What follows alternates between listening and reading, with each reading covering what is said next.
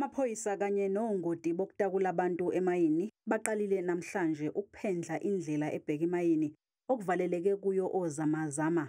We did the groundwork already, and today they were clearing the site, and that has also been done. I think you can also see.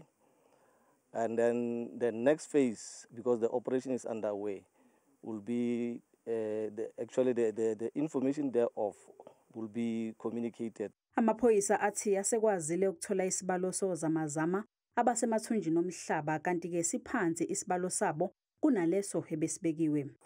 That number was actually inflated. So the number that we are having is far less than what we were actually given from the beginning. But I can't give you the specific number. Abezindaba bebengavunyelwe ukuthwebula la okusetshenzwa khona kanti namalungu omphakathi abesiza ukutakula ozamazama nawo amisiwe. We've been closed out as the community leaders that we must not enter the site as per the order of the court, that non-emergency personnel, they are not longer accepted or allowed to get inside they call it the crime scene. Amaphoyisa awashonga ukuthi lo msebenzi wokutakula uzothatha isikhathi esingakanani.